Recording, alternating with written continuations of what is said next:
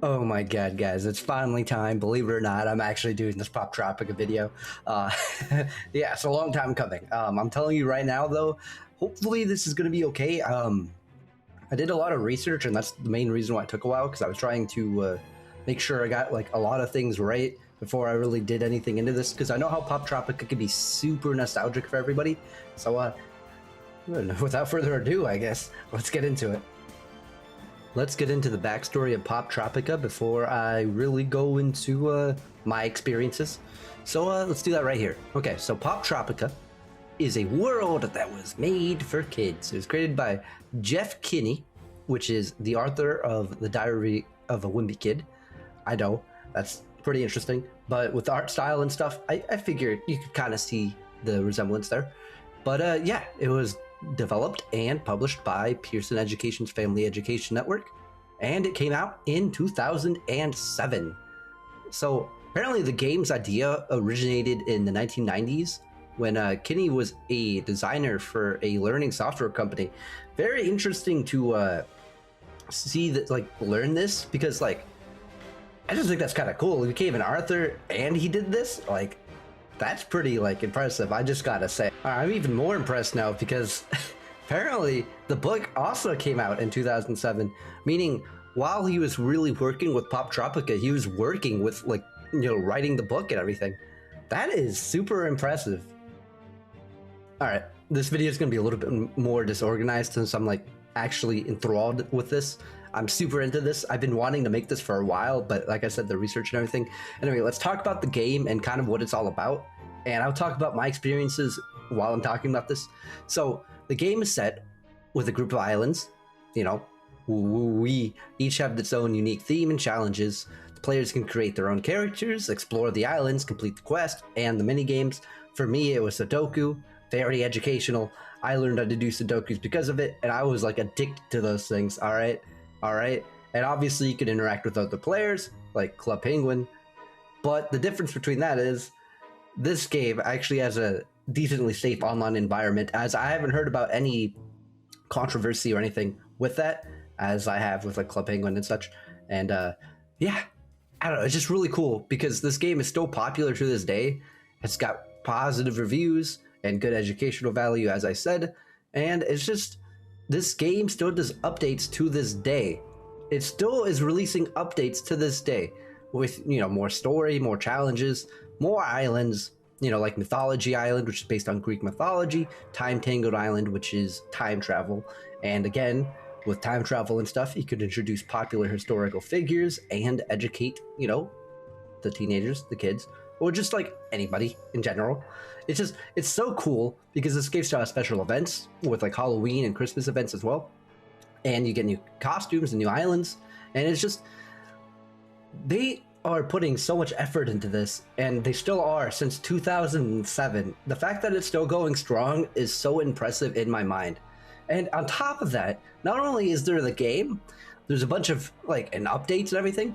The game has had spin-off games like Poptropica Adventures for the Nintendo DS, not the 3DS, not the DSi, the Nintendo DS. Like, bruh. And there's another one, Poptropica and Forgotten Islands, which is on the 3DS. So it survived old DS to 3DS. It's been releasing games like that for a while, and now obviously there's mobile apps, which is Poptropica Friends, which allows players to connect with their friends and send messages. And there's also Poptropica Worlds, which is just a mobile version of Poptropica, which is on the browser. So the fact that you can play the game on mobile too, like, bruh, they are going off, and you can just continue your gameplay on your phone. Like, they are innovating and really working, and I gotta say, it's just impressive, like, the lengths that they go through for, like, everything. Anyway, the game actually has faced some controversy, but it's the normal stuff that you would kind of assume, which is like in 2011, the game was criticized for having too many ads and allowing players to purchase virtual items with real money, so microtransactions. But they've reduced the number of ads and introduced new membership options that allow players to access the content without spending the money. So that's been rectified. And you know, obviously Fortnite right now is having a lawsuit with the microtransactions and stuff, but it seems like Poptropica back then figured that out, and I gotta say, it's pretty commendable the way they really switched things up after they received their complaints, and they became less money hungry, I guess. So, hey, you know, some companies could learn a thing or two before that, because I gotta say, hey, they're doing it, and it's great. Anyway, so obviously, Poptropica has also had competition with other worlds like Roblox and Minecraft and stuff.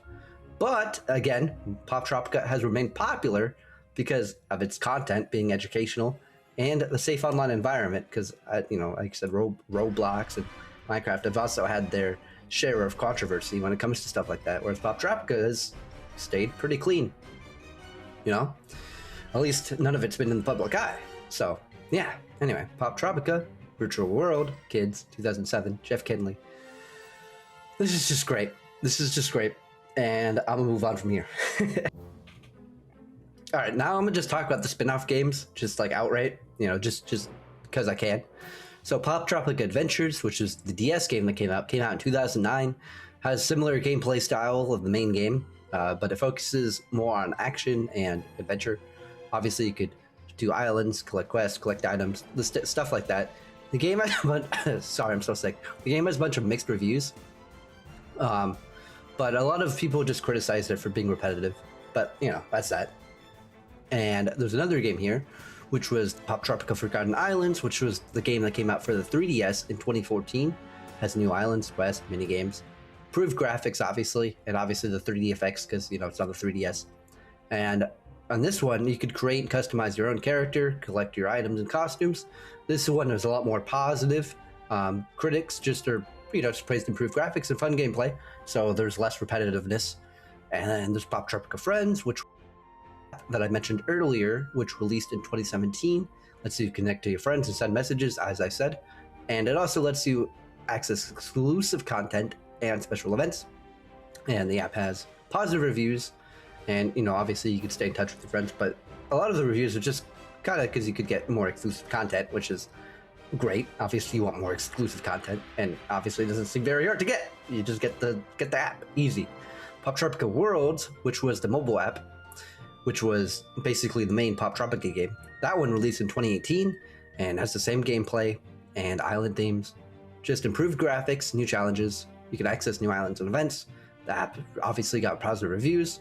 It's the main game. Come on, just a little extra, looks a little better. It is what it is. But yeah, so obviously the spin-off games got some mixed and positive reviews overall, but nothing too bad.